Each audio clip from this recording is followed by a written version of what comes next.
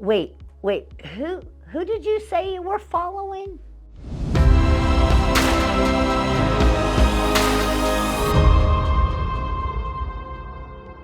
Hi, this is Anna Spalding. I'm so glad to be back with you on the 8th Sunday of Ordinary Time. Today we get to hear about a gospel that has many messages in it, but they're important, each and every one. So, have you ever heard of the expression, the blind leading the blind? Well, one time I actually saw two people with the special sticks that the blind people use leading each other. And I started instantly to pray for them because I wasn't sure they were going to make it through downtown Houston okay. We have to be careful and we have to learn how to follow the right people. If we start following people of this world, it may be the blind is leading the blind. So we must trust our own feelings and prayerful thought and be careful who we follow.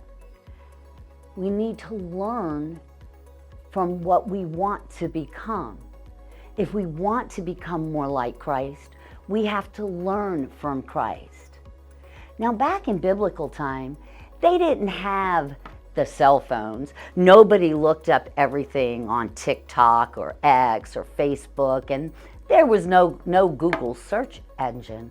So what people would do is they would actually go and search for a teacher and learn what they knew.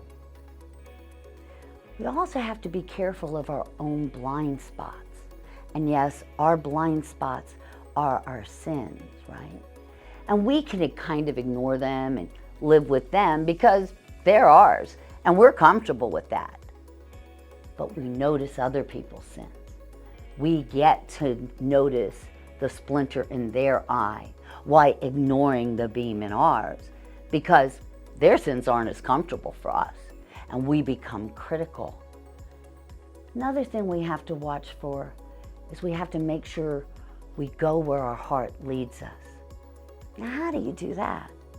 Well, your thoughts are deposits into your heart, meaning that if you think the good in people and the good of what's around you, you'll produce goodness in your heart and therefore produce goodness in the world.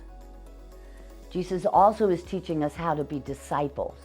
And one thing about being disciples is disciples are doers of this world.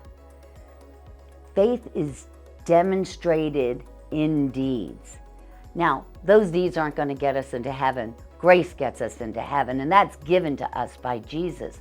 But if we truly believe, if we truly have faith, that's going to produce good works. And also, we need to help others become Christians because nobody gets here by themselves. Everybody needs help.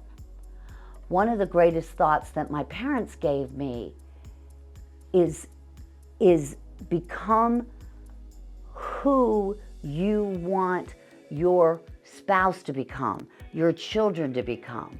So if I want my children to be a good disciple and to grow up and follow Jesus, I need to become that good disciple. There is nobody else that can help them get there. Oh, and by the way, never underestimate the power of prayer.